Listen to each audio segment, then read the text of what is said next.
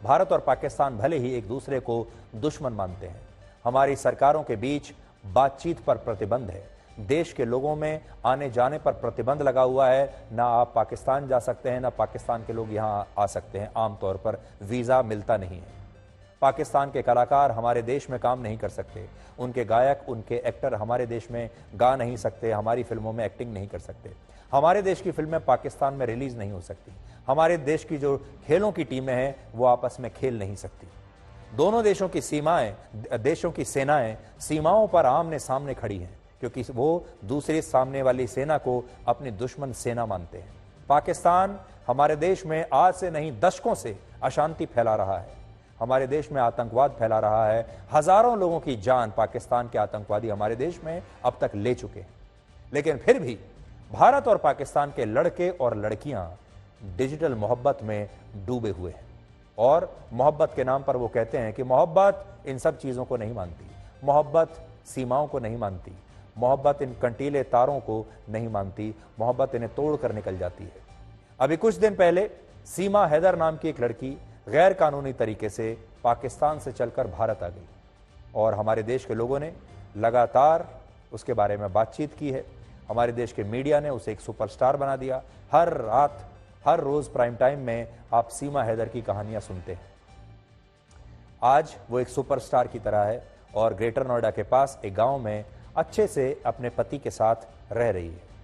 और अब राजस्थान की एक लड़की जिसका नाम है अंजू अपनी मोहब्बत पाने के लिए यहां से पाकिस्तान चली गई है। इसलिए आज हम ये विश्लेषण करेंगे कि अपने घर परिवार से दूर बॉर्डर पर तैनात एक भारतीय जवान जब इस तरह की खबरें सुनता होगा तो उस पर क्या बीतती होगी। भारतीय जवान भी सोचता होगा कि जब दोनों देशों की जनता आपस में इतनी मोहब्बत करना चाहती है, जब दोस्ताना संबंध बनाना चाहती है, तो फिर हम भी यहां बॉर्डर पर, सीमाओं पर अपने परिवार को छोड़कर अपनी जान खतरे में डालकर क्यों खड़े हैं। लेकिन उससे पहले आज हम भारत की अंजू की कहानी आपको बताना चाहते हैं।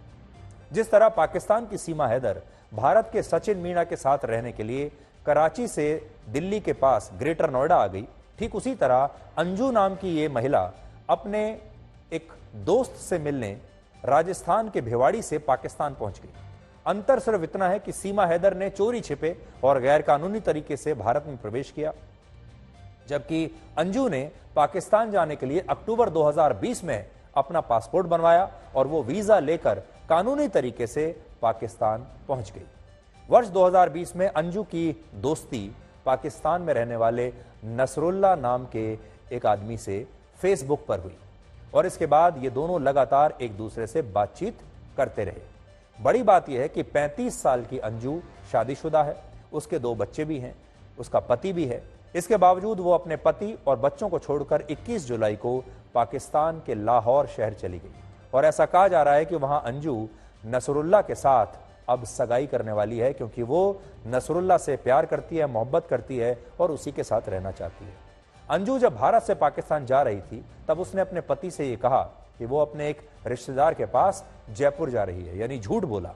लेकिन जब पाकिस्तान से राजस्थान के भिवाड़ी में पुलिस से संपर्क किया गया और उसके पति से इस महिला के बारे में पाकिस्तान की पुलिस ने, वहां के प्रशासन ने जानकारी मांगी और उन्हें ये जानकारी दी, तो पता चला कि अंजू मोहब्बत के लिए अपने पति और बच्चों को छोड़कर पाकिस्तान के लाहौर पहुंच गई, और वो फेसबुक वाले नसरुल्ला के साथ रहना चाहती है, जिससे उसने कभी देखा नहीं, जिससे कभी मिली नहीं, लेकिन फेसबुक पर उसके साथ बात करती रही।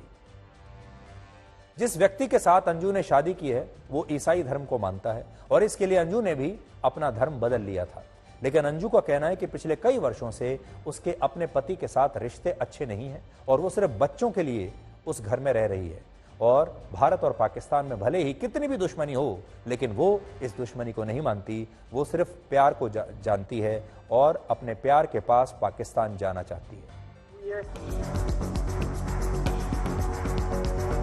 फ्रेंड के बारे में तो नहीं पता मेरे को, ठीक है। कल बात चला, वो फोन आया था जहाँ से, उसी का नंबर से, मैडम की ही वॉइस कॉलिंग से बोली थी, मैं रियल में बता रही हूँ लाहौर हूँ।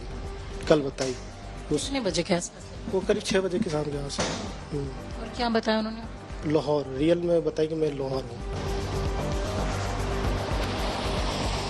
मैं सबको ये मैसेज देना चाहती हूँ कि मैं यहाँ पे लीगल तरीके से आई हूँ और मैं अपनी प्लानिंग से आई हूँ। ये कोई 2 दिन की बात नहीं है कि मैं अचानक से आ गई हूँ और मैं यहाँ पे सेफ़ हूँ, कोई दिक्कत नहीं है। और जैसे मैं आई थी और वैसे मेरे जाने का प्रोसेस है और मैं वापस भी आ रही हूँ मैं अभी। जो पाकिस्तान बेस्ड लड़का है उससे ये 3-4 साल से कांटेक्ट में थी, फेसबुक के थ्रू, व्हाट्सएप कॉलिंग के थ्रू। और ये थर्सडे को अपने घर वाले को बता के गई है जो अमृतसर घूमने के लिए जा रही है और ये 21 तारीख को क्रॉस ओवर कर गई पाकिस्तान में। और ये इन्फॉर्मेशन उनके फैमिली मेम्बर्स को फ्राइडे को ही मिल गया था जो 21 तारीख है। और एज सच हमें अभी कोई फॉर्मल कंप्लेन नहीं आया है।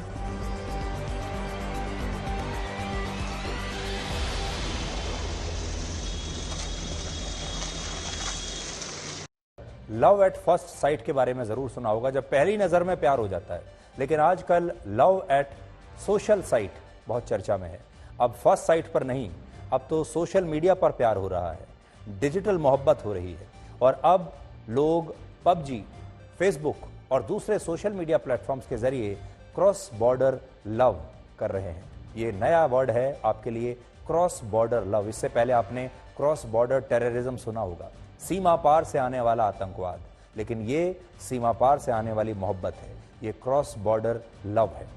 आपको जानकर हैरानी होगी कि पिछले 2 वर्षों में सिर्फ भारत और पाकिस्तान के बीच सोशल मीडिया के जरिए 224 से ज्यादा लड़के और लड़कियां रिलेशनशिप में आ चुके हैं। और ये संख्या इससे भी कहीं ज्यादा हो सकती है, क्योंकि ये तो वो आंकड़े हैं जो रिपोर्ट किए गए हैं। इससे भी कहीं ज्यादा आज भी जब मैं आपसे ये बात कर रहा हूं, जब मैं आपको ये खबर बता रहा हूं, न जाने कितने सैकड़ों हजारों लड़के और लड़कियां इस समय भी भारत और पाकिस्तान के दोनों देशों के अभी आपस में बात कर रहे होंगे और इस समय भी इस वक्त वो डिजिटल मोहब्बत में पड़े होंगे। इनमें कुछ कपल्स ऐसे हैं जिनमें महिला या पुरुष या तो पाकिस्तान से भारत आ गए या भारत से पाकिस्तान चले गए। और इस लव एट सोशल साइट ने भारत और पाकिस्तान की सीमाओं को आज तोड़ कर रख दिया है। हमने जो अपनी सीमाओं पर बड़े बड़े कटीले तार लगा रखे हैं, हमने जो सीमाओं पर जो फेंसिंग करके रखी है कि वहां से कोई यहां ना आ जाए और यहां से कोई वहां ना चली जाए, जो हमने अपने सैनिक वहां पर खड़े करके रखे हैं जो दिन रात वहां पहरा देते हैं, उन सब को तोड़कर इन दोनों देशों के जो लड़के लड़कियां हैं उनकी मोहब्बतें इस सीमा को पार कर गई हैं।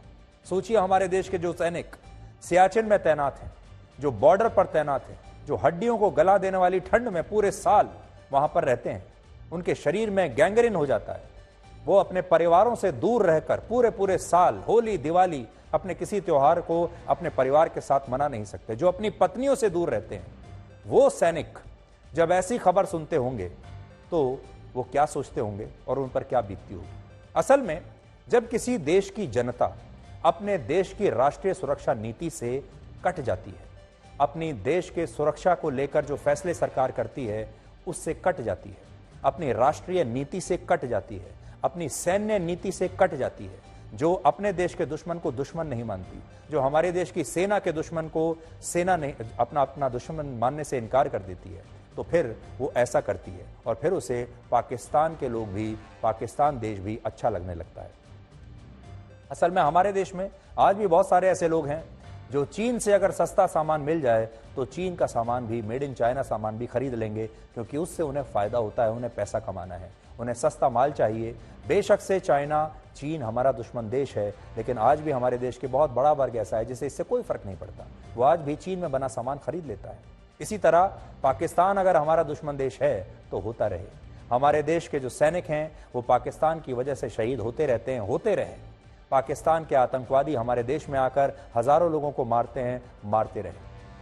तो जब ये डिस्कनेक्ट आप देखते हैं देश की जनता और सरकार के बीच, जब देश की जनता ये सोचने लगती है कि देश की सुरक्षा करना सिर्फ सरकार की जिम्मेदारी है, देश की सुरक्षा करने के लिए सिर्फ सैनिकों को मरना होगा, ये उनकी जिम्मेदारी है, और मरने का काम तो हमारे सैनिकों का है, मरने का काम हमारी सेना का है, और देश की रक्षा करने का काम हमारी सरकार का है। हमारा इससे कोई लेना देना नहीं है। हम सस्ता सामान भी खरीदेंगे, हम पैसा भी कमाएंगे, हम उन देशों के साथ व्यापार भी करेंगे, हम वहां पर मोहब्बत भी करेंगे।